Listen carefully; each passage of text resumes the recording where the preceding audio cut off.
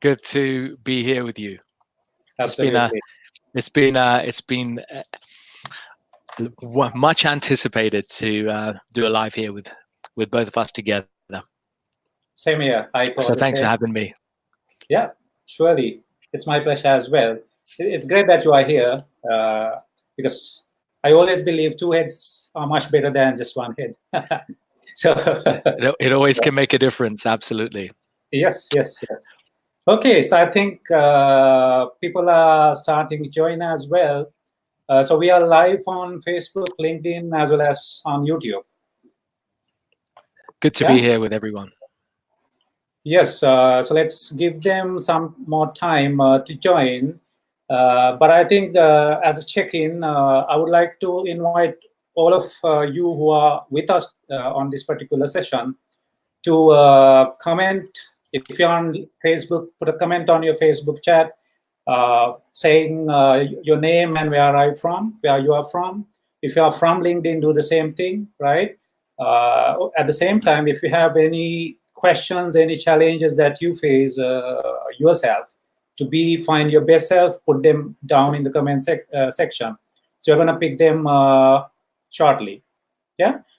So with that, Prash, I think we can start it because we are going to do a time box meeting, absolutely time box to 30 minutes, no more than 30 minutes. So we shall start. So let me quickly give a quick introduction to myself, and then I'm going to ask Prash to give a quick intro himself as well. I'm Nioshan Madhampitike. I'm an enterprise agile coach as well as an international keynote. So my passion has been talking to the people around me and then finding various ways to help you guys out. So if you have come across my profile, I'm basically, my expertise is on agile coaching and project delivery management. So any area where you think I can be help, I'm more than happy to work with you. So with that, I'm going to ask Prash to give a quick introduction yourself. Thank you, Nioshan. So for myself, it's funny you say that. I come from a background of technology. I'm London-based. I lived in the UK most of my life, and I've spent over 4 decades living, and half of those 4 decades working in the city of London. And largely large corporates, well-known organizations, JP Morgan, Deutsche, various investment-backed organizations, as well as big and small businesses and consulting to them. And it's strange because some of my background does cover project management, project and program management, and working and delivering in that facility and arena. And it was a strange parallel life that led me on the path of self-development, personal growth, mindset strategy, and all these other disciplines, even esoteric spiritual disciplines along that journey. It was almost like leading a double life, corporate on the one hand, and a sort of Deepak Chopra, Tony Robbins wannabe kind of life at the same time on the other side. And that's kind of led me to where I am today. So I have made that transition, having spent so many years in corporate and experiencing and seeing firsthand the problems that leaders and high achieving professionals were facing when it comes to managing stress, managing their workloads, increasing productivity, and finding that fulfillment and that drive to actually really take their career to the next level, to take their work to the next level in a very heart-centered way. And I found that a big gap. And that's why I kind of moved and took all my coaching and training into that arena. And of course, I kind of do this full time now. I have the pleasure of working with the people that I used to serve in corporate and doing this full time and helping people in that journey. All right, fantastic. The most strange thing and the most exciting thing here is that you just echo my insight, right? Because I have almost the same background as you do, and we just happened to meet one of the LinkedIn session that I did. That was my second LinkedIn. Prior that we were connected, that was the moment we thought we can make it a win-win, and we can help people around us to get some tips and tricks from our perspective. Yeah, right. Absolutely. Okay, so let's jump in, right? Hello, everyone. Just to remind you, what we are going to talk about today is it's simply finding your best self. 8 years ago, when I was a manager at a big bank, global bank, I came across this particular magical management concept called manage at your best. Now, I was a manager by then, and the term was coined during a training, and I was pretty much inspired by that, and I thought, oh, this is what a great concept it is. Now, if I'm a manager, my focus is to manage my people at my best, right? That essentially means I should be in my best form emotionally, physically, mentally, and socially for me to manage people around me. And that gave me provisioning to talk about one more concept, that is be at your best. That's simply finding your best self. It doesn't matter what you're doing. It doesn't matter what exactly your profession, your domain, what you're trying to do in this world, right? Any one of us need to find our best self. So this talk is all about that. In that, Prash is going to enlighten us on one term, that is resilience. And Prash is going to give us a few tips from his coaching expertise for us to find our best form and then be resilient in the next challenging situation. So it's all about being at your best and then being resilient in your tough times. Yeah. So now, Prash, I just want to ask you a question. Now, what is your best form, right? Just tell me kind of few feelings and your perception around this term, right? What it means to you. What is finding someone's best self? For me, finding someone's best self is taking a two-pronged approach, where you are a subjective and an objective approach. A subjective approach means that there has to be ourselves and somebody else outside of ourselves to help to bring out the best in ourselves. Subjectively, we need to learn to be able to audit those things. And I think you hit it very beautifully, by the way, when you said that we want to be at ourselves mentally, emotionally, physically. I would add spiritually as well. And so exactly as you said, we should be able to be in a position where we can do a self audit of where we feel we are and where the gaps we perceive to be within our 4 areas that we just touched on there. And then an external party, somebody who we trust, a confidant, a work colleague, perhaps a friend or family member, somebody who we respect and who we don't mind taking feedback from, would also do a similar analysis. And that to me is the foundation of building our best self, by using those tools. Perfect. I love your definition as well.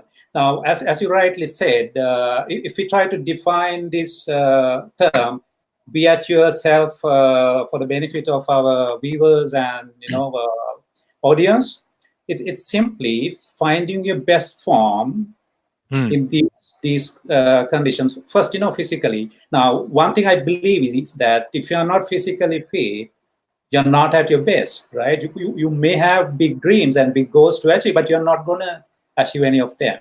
So the first thing is being physically fit, right? Physically at the best form possible, right? That's why you see that all the great people, including, you brought up one of my inspirational, characters, Tony Robbins. I mean, he would exercise daily basis. Ask it from anyone. Right? Period. Anyone will have to do that. Otherwise, we will not find our best self. Personally, I do the same. I'm sure, Prash, you are on your routine, right? You're not going to skip that, because that will not allow you to find your best self. So that's the first thing. The second thing is the mental fitness, right? Most of the time, yes, we are not at our best. We are not at our best form due to the fact that we haven't found our best mental form, right? The mental state. It's all about the mind. it's a mind game, right? It's half the battle. So if you can fix it is half the battle. Yeah, sometimes it's more than that, right? So if you can, for sure, yeah. So if you can find the best right mindset, state of mind, I think we all will be able to do much greater. So that is something that I've found, and also, as you said, spiritually as well as socially, right? More very importantly, much so. Emotionally. I think these 5 aspects are what we are trying to balance out in our day-to-day life, day in, day out. Yes, and I think this applies across the board. I mean, whoever's tuning into this and whoever watches this on the replay, whichever level you are at in your organization, or if you're a business owner, whichever role or hat that we wear, and that role and hat changes, these attributes are still applicable to us all. We all have these attributes to our personality. We all have these attributes to our being. They make the totality of our being. And it's just the variables may change. Some roles and some positions may require a greater level of emotional resilience, for example. Others will require a greater degree of physical resilience. And therefore, the mix may change. But ultimately, having these pillars is the basis for being your best self, and also to develop that resiliency that we need, especially in this day and age where people are treading on eggshells, because we have at least in the UK, we have a very politically correct landscape. People are very scared to express themselves for fear of being judged. In America, we have the litigation love. People love litigation. And so everybody's kind of scared about offending somebody else's feeling. And it's almost like when we're prodded even a little bit, we get upset. And that's really breaking us, right? What would you say? Same here. I totally agree, right? So, I mean, you touched on something very, very crucial. Sometimes our cultural background, the social setting, is something that's hugely impacting. Finding that best self. So it's important that we kind of identify what kind of social context we are in, and then accordingly plan yourself, right? For example, if you are with the wrong crowd, right, that should not put your state of mind down, right? Shouldn't put your state of mind down. Absolutely. So, yeah. So this is the most crucial thing, and being aware of this particular topic, being aware that this is an art and a science, right? It's not a magical thing just to keep your state of mind at the right form. Will set you for the best, right? And I mean, that's it. I think that gives a very clear picture. Maybe quickly, Prash, what we can do is we can have a look at LinkedIn chat to see whether anyone is commenting anything. So let me quickly pull that out. So if you have just pull that out. Yeah. If you have anything that needs to be added, anyone who has joined other than Prash, please put your comments down. We will try to pick them up. But today's session is just 30 minutes. It's time boxed to a 30 minutes time window. So we will try our best to conclude the session within that time. But if you have any questions, put them down. We're going to pick them even after the session. All right. So with that, let's move on. I'd love to ask a question to the audience out here. Let's get started talking about basically, getting a deep dive into these 2 terms. Number 1, be at your best. Second, resilient. Now, if we try to dig deeper into the first topic, that is be at your best, finding your best, I would like to talk about a few strategies where we can actually utilize in order to find our best self, right? We may understand the concept. We may understand, okay, it's important that we need to find our best selves. The most important question is how. So we probably understand why by now, right? So Prash, what I can do is I'll start with my thoughts. You can add on to what I'm saying. Now, if I give you some tips to find your best self, the first thing, the most crucial first step for us is this. It's basically being aware of your mindset. An example, I want to quickly state one of the mind-blowing experiences. I want you to stay very, very positive just hearing that, because I was positive going through this incident. It was a cemetery. I was holding a just, few hours old baby. I was carrying him, and then I knew that I have to drop that toddler very soon and bury him. And you won't believe that it was my own son who just went away just 2 hours before the delivery. Now imagine happening something like that. What would be your mindset? What would be your state of mind? And I can assure that, right? I was kind of going through kind of a panicking situation for a few hours. But the moment I step into the cemetery carrying the toddler, I was fully ready to go through that situation. And I can tell you that that was a moment that actually gave me the biggest lesson in my life.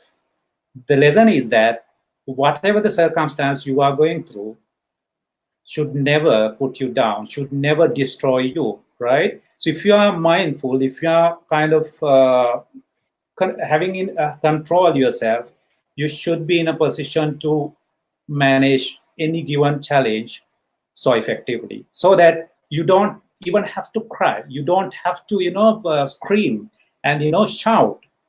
So that's basically my first tip, right? If whatever it is, I don't know what you're going through. I'm sure we all go through a lot of problems, right?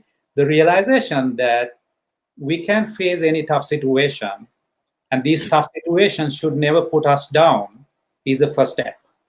So you need to get that into your core. You need to start kind of realizing this until you are very familiar with it. Then any moment a challenge comes at you, you know the reaction. You're not gonna get the panicking attack, right? So that's the science behind it. The science is between the cortex and your thalamus, right? Cortex is the part of the brain that takes the rational thinking. It's responsible for your rational thinking, and thalamus is the brain component, the segment that will take you out of your cortex, rational thinking. That is needed at times, but that's not needed when you even face a situation like that. Yeah. So I think that's my first tip. You want to add anything? Yes, I would. Let me add in as we go through these tips. I'm going to layer. So I don't hear.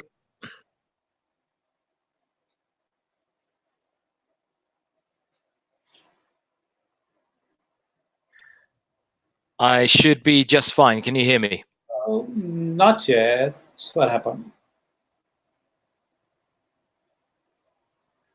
I'm definitely not muted. No, not yet. Prash, do you hear me? I can hear you just fine. All right. Could you check the mic? Everything's nice and clear here. Not yet, Prash. So I don't hear you, unfortunately. Okay, can you hear me now?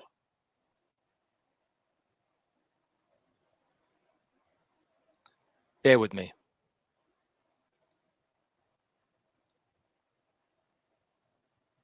You should be able to hear me. Let me just switch the Oh, Prash, yes. Yeah, I hear you now. Okay, can you hear me now? It was my bad. Okay, yeah. Good stuff. So you should be able to hear me nice and clear. What I wanted to add into that is your tip number one. Let me just layer in a tip from the mindset and resilience side of things. And as a way to do that, one way to do that is to reframe the thought that we're having, reframe the emotion that's coming our way. So the emotion that may be attacking us, the emotion that is assaulting us, imagine it's an emotion of great grief. Yep. There's a concept in positive psychology called delayed gratification. It's about delaying the desire for something enjoyable because there's something higher to achieve. There's something more important to achieve in the moment, and therefore we delay the sensory enjoyment of something that we want to do, whether it be an item of food or a drink or whatever it is. In a similar way, sometimes we as leaders, as professionals, as business owners, I think, Nioshan, we can definitely benefit by reframing our thoughts and applying that delayed emotional response. You see, here's the thing. There's no point in suppressing. We know this. Suppression isn't the answer.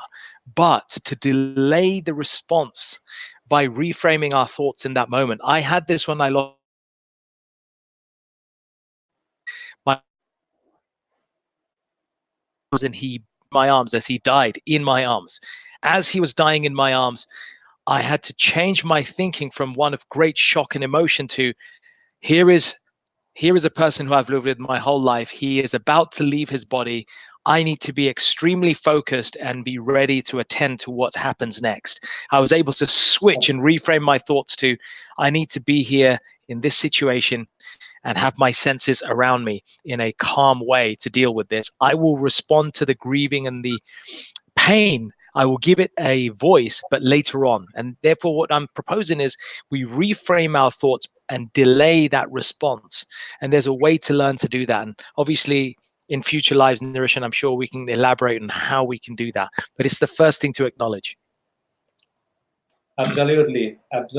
So I totally agree with you, right? So reframing the situation is exactly what I had to do, right? So I saw a big panicking situation where I would have kind of cried, screamed, and thought this is it. This is the end of my work. Yeah, right? It's like it's the end. It's the end. Yeah. So I managed to reframe it. Now the matter of fact that Prash. So there were some indications that the pregnancy was complicated, right? There was some indication that some bigger risk is upfront, right? So the moment I got to know that, I had to reframe the situation to a better one. And I can tell you that was the best moment in our family where I managed to coach my daughter to understand what real life is about. She was just 9 years old. 8 years old. Incredible. 8 years old, and still she, I was able to take this opportunity to tell her what this life is all about. And you won't believe, now she's joining me in my keynote. She's taking the same stage that I did, right? Talking about incredible. Yeah. So that was the moment, and that is why I'm saying, any greater, challenge, tougher situation that you face is the right opportunity for you as well. So you reframe it, right? So when you face something tragic, when you face something so challenging, know that there is a great opportunity in it. There is, and we need to learn to be able to find that. What would be your second tip? I'd love to hear your second tip. Okay, yeah. So the second tip is also somewhat connected to this, right? So have you heard of, I probably, we haven't had that discussion prior. I'm asking the audience as well, have you guys heard of something called habit loop?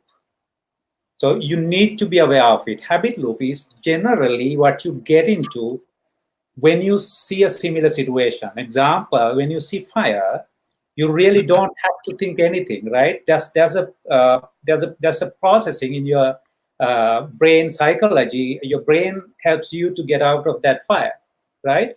Simply using the habit loop. How it works is the brain registers whatever the experience you go through, and then it also knows what is the shortest path to get away or face that situation. And the moment you see fire, another fire, your brain picks the most easiest action and tells you. So you got to just act, and you have no time to think. So that's basically your thalamus taking in action, right? Taking the control of you. So if you are aware of this, what you do is what exactly Prash suggested earlier. You got to just pause yourself. You got to just delay your response.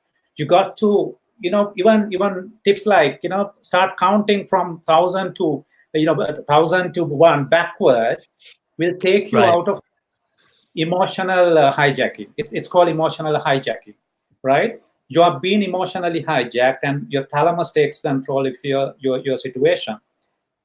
You should simply be careful not to let that happen, because you are not guaranteed whether the response you get is the most rational one or not.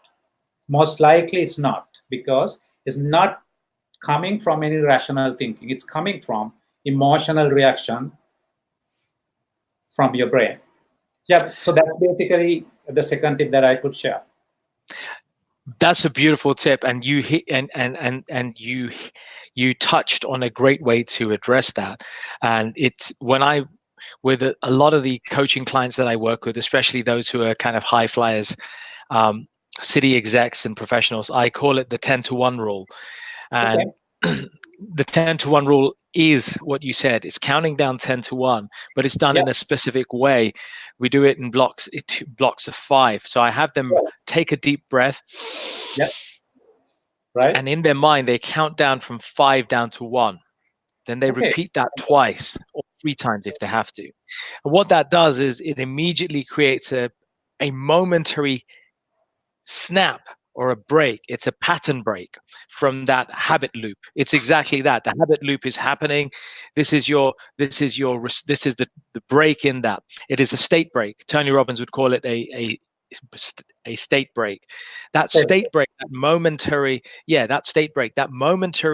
gap that you create by using this breathing technique, which comes from yogic science, from the ancient science of yoga from India. That little gap allows you to modulate the response to something that's going to be more likely to serve the situation, rather than let your emotions, as you say, your thymus, or some would argue your reptile brain, leading you down a path which wouldn't be suitable for that situation. It allows our intellect to come back into check and allow our intellect to override our emotions. It's like an override switch.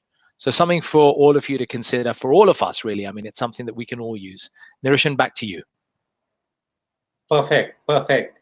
Thanks a lot for your insight as well. It's looks like we are really in line in what you're talking, guys. We have never prepared for this thing. We never knew what we are going to talk about. This is freestyle, really open-ended discussion. We never knew what we are going to talk about even. We just knew. We know something that we can share with you. We know that we have kind of mastered it ourselves and wanted to share that with you. Yeah. And can I just add here that this right here, this live is a great example of being at your best and developing resilience. Here are 2 people we've only met recently on LinkedIn. We've had some exchanges. We've had very little time to get to know each other per se, but there was a sense, an unspoken gut feeling that there's a good connection there. And we've literally gone on that gut feeling of connection and our mutual desire just to share good stuff with people. And this is how this has come about. It shows that you can be at your best, sometimes at your very best, by listening to your gut, balancing that with what our emotions say. Sometimes you have to override the intellect and listen to what your gut is saying. And sometimes you have to override your emotions and listen to what the intellect is saying. And that, my friends, is an art that I guess Niresh and you and I are both learning in our own ways. And of course, we have the privilege of sharing with everybody we work with, whether we keynote on stage or whether we're working in offices and in corporations. This is the joy that we have to serve people. So, folks, I hope this is inspiration for you as well. Nioshan, back to you. Thank you. Surely, yeah. So if it inspires, ourselves, each other, I'm sure this is gonna be a help to the people watching. Yeah. So let's hope for that. We promised something. We said it's a time box. Looks like we are gonna break it a bit, but not to take so much time than what we planned. Prash, I just want to give you the kind of the last opportunity, because I want to hear from you. I can always share because this is a weekly LinkedIn Live. I just want to hear a bit more on resilience. Can you share with us a few more tips about being resilient. If now, let's say I face a bigger challenge that I have never thought of, right? You never know, because life is so uncertain, right? Something that's certain is that it's so uncertain. You never know what you're going to face next moment. But how can I prepare for that? How can I be resilient? Beautiful question. And I want to share two additional insights that I've found personally helpful in my life, in the lives of my coaching clients, and in the retreats that I run. It's actually one of our favorite workshops where we run workshops and take people through experiential sessions on wellness retreats that I've been running for many years. And I want to share a couple of tips from that. So there are two additional things. Firstly, it's about being flexible in how we respond to the situation. So let me give you the analogy from the world of martial arts. I'm a martial arts practitioner as a hobbyist. It's not my profession. So one of the martial arts I do is Kali. It's a Filipino martial art, and it has its origins in India. It's also known as a screamer. It was used in the famous Bourne trilogy, the Bourne Ultimatum, the Bourne Legacy trilogy of movies. It's a martial art that very much relies on responding based on the energy that it's receiving from the attacker. So if somebody's taking a punch at you and they're coming straight forward, there are multiple responses to a punch that comes straight forward to you. I can either block that punch here like that, but that's fighting power with power. I can do a traditional karate thing, which is to do an upward block like this, and you can block the punch this way. If the punch is coming this way, you can block it here. I'm kind of showing the camera, you can block it. Another way is to pass it. Now, passing the punch means that as it comes, you just redirect it. That's all you're doing. So there are multiple ways to deal with an attack. So using that analogy, whichever predicament or situation that we're in, we need to start becoming more open and aware to see what other ways we can respond to that situation, and realize that the way that there is no perfect way to respond to a situation, but there is an ideal way, number one. But part two of that is recognize that the ideal way may not be the immediate way. We may need an interim method to deal with the situation that we're in before we find a solution. Let me give a practical example. You're in a situation where you're about to potentially lose a massive client. Something has happened in your organization, and that client, there's a reputational damage potentially being done to your client. You or your colleagues are responsible for it, and you are about to be facing a situation where they may walk away, and you're going to meet their director or whoever it is, and he's going to have a showdown with you. Now, at that point in time, you can panic and have your defense mechanism up and say, well, I'm going to prove to him that it wasn't us and it wasn't our fault. And you can line up all your defenses. That's one way to deal with the situation. But here's another way. Another way might be, well, you know what? This guy's going to come in, that director's going to come in. I'm going to just sit there. I'm going to hear everything he's got to say. I'm not going to argue with him. I'm not going to have any defenses. I'm just going to let him speak. I'm then going to, when he's had a chance, I'm going to propose that we meet again a day later or 2 days later, and I will have the right people on my side, on my team there, and we will address his concerns point by point. So you literally go in there saying, I just want to know, I want to acknowledge that you feel really bad in the situation. I want to acknowledge that you feel very upset and you're considering finishing your services with us. But I'd like to give this chance for you, therefore, to voice your concerns, voice your upsetness, and I'm just going to take notes today. That's all I'm going to do. So what I'm proposing here is, when we're in these difficult situations, let's start thinking about how we can come up with an immediate response that's a temporary or an interim measure to get us through the situation, and then look at a more idealistic or a proper response later. So combining these two factors allows us to change the response that we have and improve the way we respond to a situation. So that's tip number one. And I know we're mindful of time, but I'm going to give tip number two, which I think is equally important. And folks, that is to have part of building our resilience is not to purely rely on ourselves. This is a misconception that in order to build resilience, we can only depend on us. Actually, we must learn to harness the power of the people in our network. We must learn to build a tribe of people who can be around us and help us during those times. And therefore, I would say the second tip I want to leave everybody with to build our resilience is to actually build the quality of our support network. Have friends or work colleagues or people around you who you're able to voice. And they may not be on your level. They may be from different professions or different industries or different skills. That's okay. The idea is to have people who are able to understand your nature, who are able to understand your particular skill set and your foibles, your weaknesses, your vulnerability. Somebody who you can be that open and vulnerable with is the sort of person who would make a great support person during those difficult times, so that before you make a decision and respond in those difficult times, you're able to pull back, pull the 10 down to 1 method, breathe, and go back and reach out to one of those 4 or 5 people, because they may not always be available at the same time, but reach out to one of that network of 4 or 5 trusted people to get a view, to help you to shift your perspective and help you to feel that resilience that you yourself couldn't do when you're in the heat of the moment. Spot on, spot on. This is perfectly beneficial for me even. Yeah, so this adds on top of what I know about this topic, right? Now, to conclude the session, Prash, one more thing that I want to add, just to bridge the gap here, is distractions. Now, keeping away the distraction, being aware of the distractions in reaching out to your goal, but facing a challenging situation is absolutely crucial. Now, I'll tell you how it works. Now, let's say you are trying to go through a very tough situation, and someone in your network, someone around you is not helping you, right? Example, I'll take one example. Now, let's say I want to quit my smoking.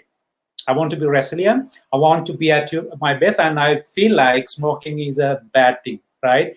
It has compromised my health, and I want to get out of that habit. Now, the problem might be the distractions, right? You might be at the best energy to quit, but the moment you are being distracted by your colleagues, like for example, even a party could be the distraction that does not allow you to get out of that bad habit, right? Absolutely. So, figuring out the possible distractions, being aware these are the distractions that can come your way, will greatly help you to get away from a tough time or even reaching a bigger goal. So I call these now when I started being aware of this particular topic, when I wanted to find my best self, I had to live by that, right? Otherwise, I sound like preaching, but I fail in front of my wife and my kid, right? Can't be the same. I take my daughter, to my keynote. She talks as well as I talk. When I preach about these things, she listens. I don't want to be just a preacher. So I had to kind of master this at a very deeper level. So what I say is this: when there's a friend to fight, conflict with my wife or my relatives, parents even, I simply say this, right? Do we need to waste energy just going through this experience, or you want to just pause? That's it. Right. Yeah. So that's because I'm aware, right? I really know, because I have a busy schedule like you do, right. You guys do, right? Yeah. So the problem is this: if I'm distracted, if I'm ready to waste my energy for a silly fight like that, I'm not at my best all the time, and maybe the entire day is gone just because of a silly fight like that, right? How can you? Yeah. That's it. So with all these tips that we shared, right, what can change your game, what can put you at the right spot, is being aware of the distraction and then plan for your responses, right? Don't let that be a spontaneous response, and you never know what you're going to respond with, right? So yeah, very much so. That will basically allow all of us to be at our best, find our best, and stay at our best. So this at our best. Yes, and I think this is it for the day, because as we said, we just wanted to limit the time so that this is kind of a concise talk. allowing you to get some insightful tips and tricks, but not so long and detailed tips, right? This is not the end. We are gonna be in touch with you. We are gonna come live probably another day.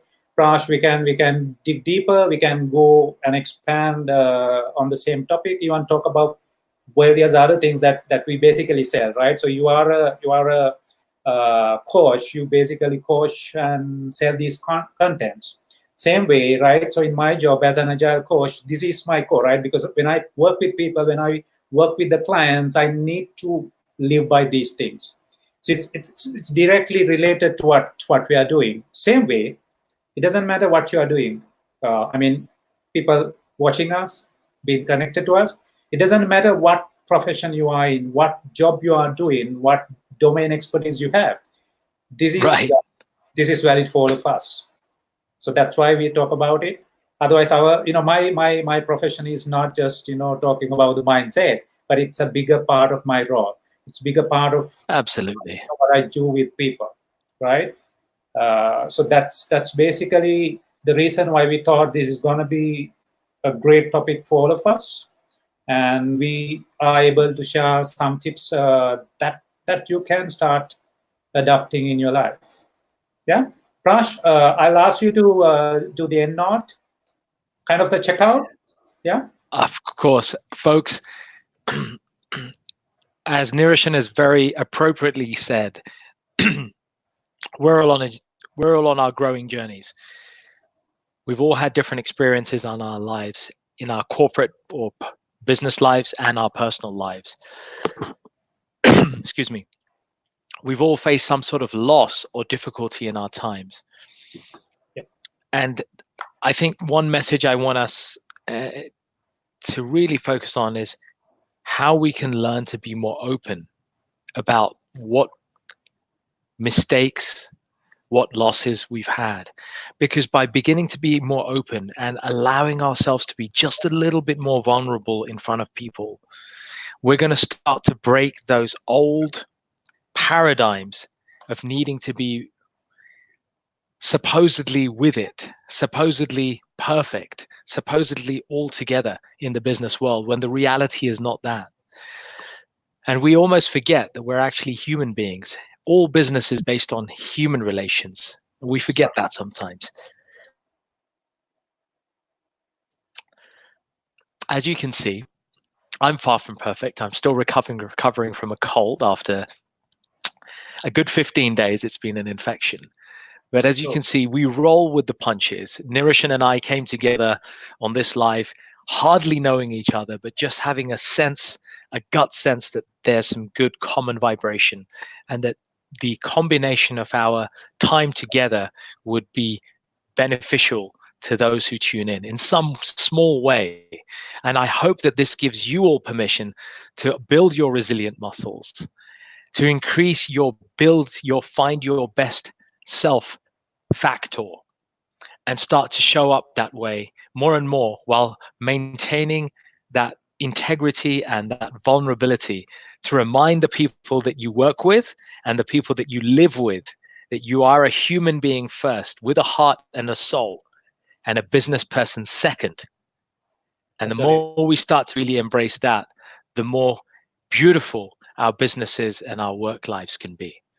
And that's something I share and I'm very passionate about in all the offerings that I do. And obviously with the Stress to Success program, it's a core part, that human side. And I know you resonate with that, Nioshan, yourself in your own work in your keynotes.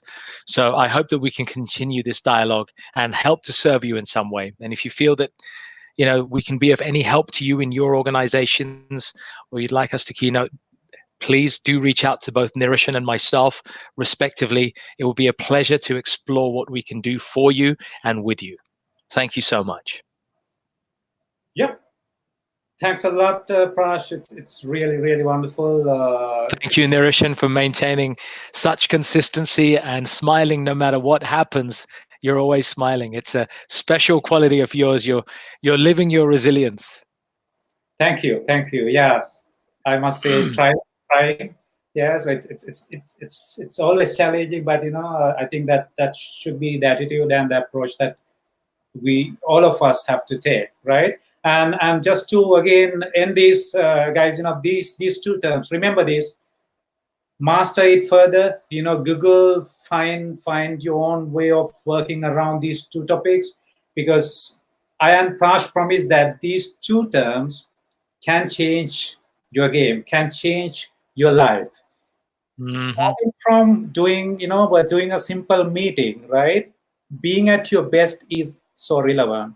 Being at your best in a meeting, even a meeting like this, right? Ensuring that we are not being distracted, ensuring that we pay the full attention and we are in the moment. So this is the same thing applies to any situation that we may face in our life. And with that, we want to end up this session. I hope all of you enjoyed this as well. So if you really like this, comment, like it, react to it, and share this with your colleagues and family, and also your network, because this may be the message that your connections are looking for. Yeah, couldn't agree more. With that, we are saying bye for now, and we'll see you soon. Bye for now. Find us on LinkedIn. You have Nioshan's details, and you have mine, Prash Kotecha, Kotecha. Look us up. We look forward to serving with you. Take care. Thanks, Nioshan. Thanks a lot, Prash. Thank you. Pleasure. Bye-bye. Bye.